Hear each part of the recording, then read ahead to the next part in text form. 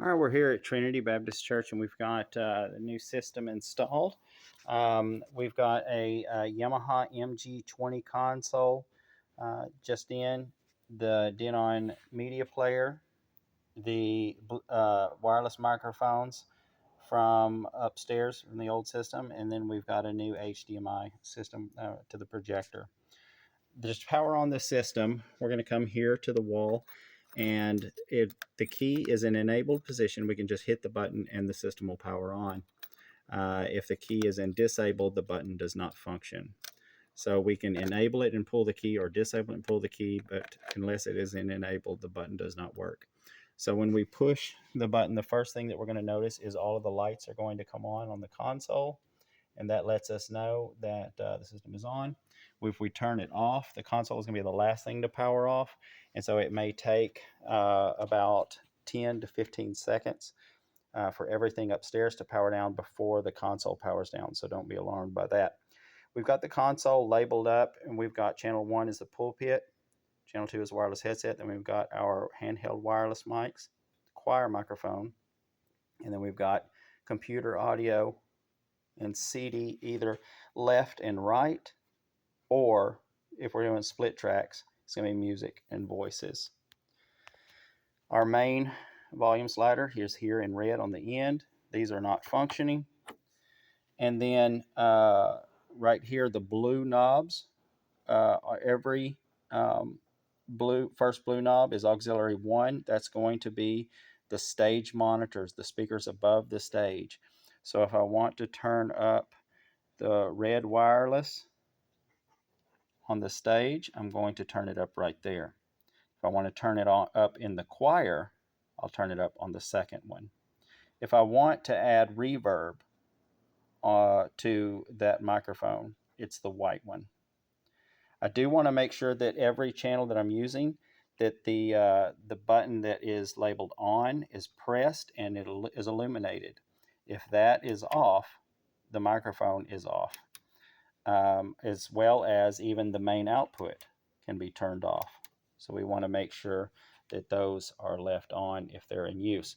But it is an easy way if, say, if you've got the choir microphone set the way you want it to be, but you don't want it picking up everything going on up there, you can just simply you can just go up and turn it off. So let me turn that down real quick. And yeah, and so we can just turn it off. The media player has several different inputs, media sources that can be used. The first button here that says CD, USB, SD, auxiliary, Bluetooth, right here, I can press that button, and if we watch the screen, it'll switch from Bluetooth, FM, AM, CD, USB, SD, auxiliary, and back to Bluetooth. Now to select this input, I have to come over to this big knob and press it in, and it is selected. And then when I want to pair this with my phone, I'll go to my Bluetooth settings and I will look for this model number. The DN300Z will pop up on my phone, and that's what I'll connect to. But we have auxiliary input here, which we remember that we have to select that on the input. Thumb drive, CD, the Bluetooth, and then also an SD card slot for media.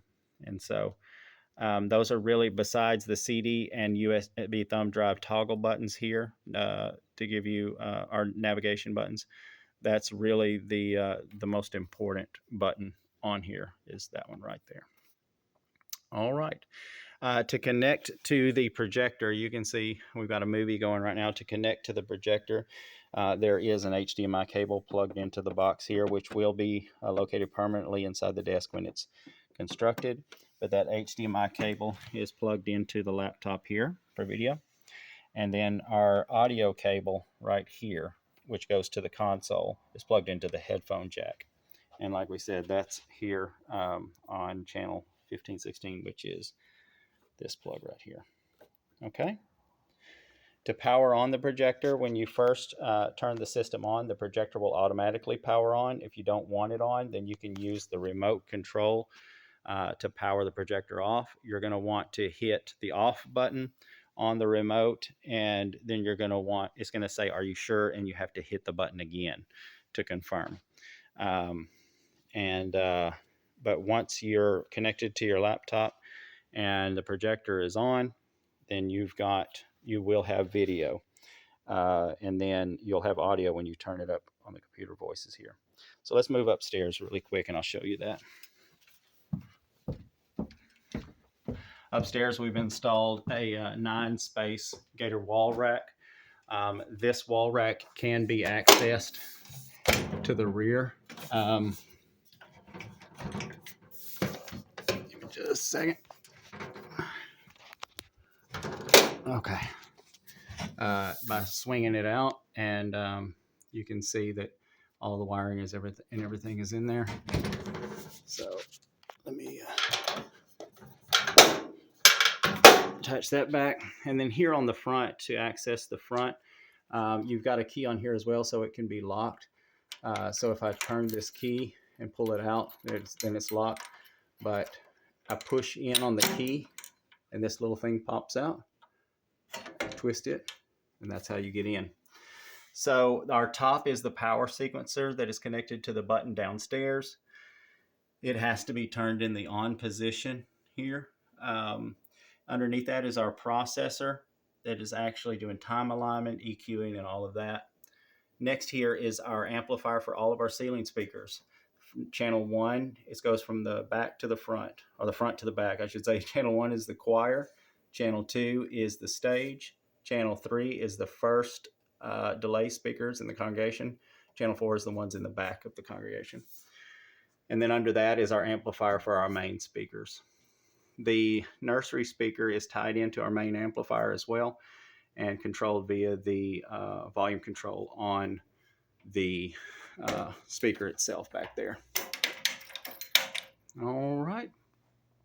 But other than that, we're really proud of this installation. And if you have any issues, 870-814-0714, or you can contact me at jerry@bensburg.tech.